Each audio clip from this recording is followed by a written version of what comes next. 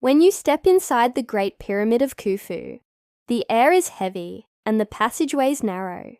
You squeeze through low corridors, climb steep shafts, and wonder how a monument so vast outside could feel so claustrophobic inside. And then suddenly, it opens up. You emerge into one of the most awe-inspiring spaces in the ancient world, the Grand Gallery. At nearly 47 meters long and over 8 meters high, the Grand Gallery is unlike any corridor in any other pyramid. Its corbelled walls rise in a series of overlapping stone layers, narrowing as they climb toward the ceiling. The floor slopes upward, leading directly toward the king's chamber. The precision is astonishing. The stones fit so tightly that blades cannot slide between them, and the question has always been the same. What was this extraordinary hall for? The simplest answer is structural. The Grand Gallery may have been an engineering solution designed to relieve pressure from above and provide access during construction. But as with so many features of Khufu's pyramid, the scale and precision suggest something more. Why build a passage so grand, so deliberate, if it was merely functional? Archaeologists, engineers, and theorists have offered multiple explanations. One idea is that the Grand Gallery acted as a massive counterweight system. Ramps or sledges could have run up the sloping floor, with the gallery used to move giant granite beams into place above the king's chamber. The deep slots in its side walls may have held wooden beams or scaffolding to stabilize this work. This explanation fits the logic of pyramid building, tying the gallery directly to construction. But not everyone agrees. Others argue that the gallery had symbolic or ritual significance. Its steep slope could represent the pharaoh's ascent to the heavens, mirroring the spiritual climb described in the pyramid texts. The corbelled design, narrowing toward the top, creates a sense of verticality, drawing the eye, and perhaps the soul, upward.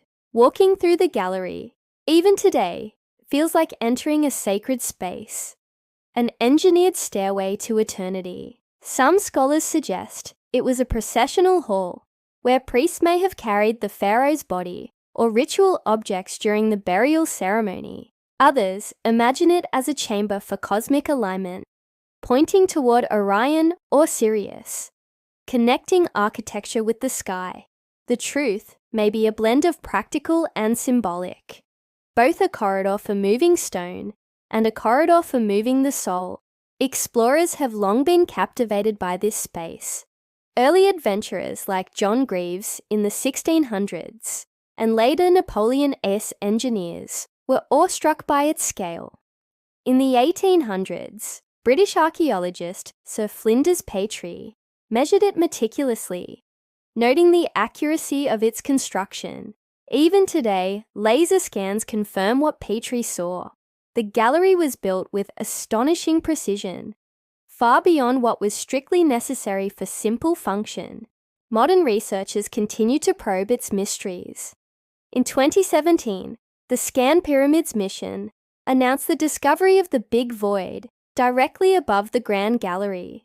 This massive hidden space, confirmed by muon tomography and published in Nature, suggests that the gallery is part of a larger internal system. We still do not fully understand whether the void is structural, symbolic, or something else entirely. It reinforces the sense that the Grand Gallery was central to Khufu's design. The experience of standing inside cannot be overstated. Unlike the cramped passages before and after, the gallery feels monumental, almost cathedral-like.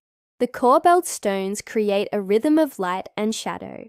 Even in the dim glow of lamps, you can imagine ancient priests ascending its slope, chanting hymns as they carried the king's soul upward.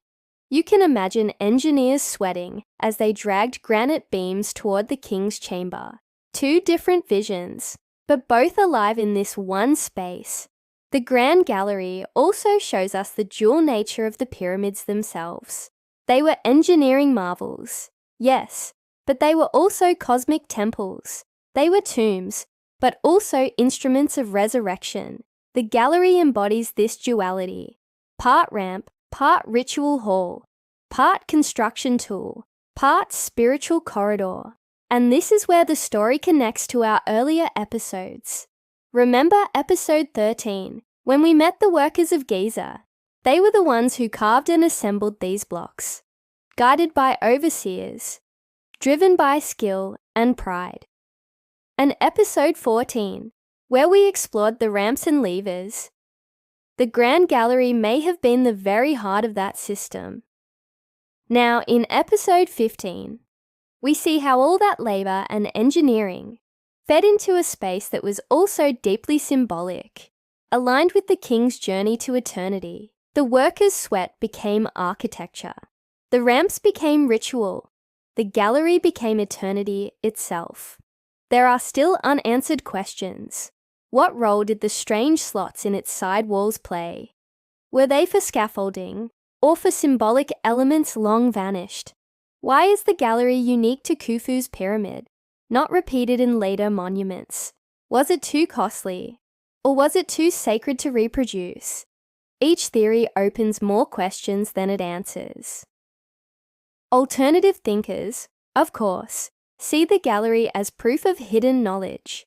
Some claim it was an energy chamber, designed to resonate like a giant acoustic instrument. Others see it as evidence of advanced technology, lost or hidden from history. While mainstream archaeology rejects such claims, the fascination persists because the gallery refuses to yield a simple explanation. It is at once practical and mysterious, solid and symbolic. Standing inside the Grand Gallery is like standing inside a riddle carved from stone.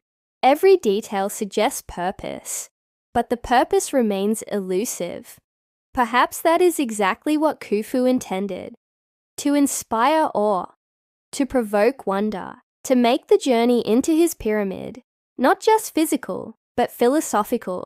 And speaking of journeys, here's yours. Climb the slope of this video toward that like button, then haul yourself to subscribe. It's a lot easier than dragging granite beams, but it helps keep this channel standing strong. In our next episode, episode 16, we will explore the king's chamber itself, the granite heart of the pyramid. Was it truly Khufu's burial chamber, or something far stranger? If the Grand Gallery was the corridor, the king's chamber was the destination.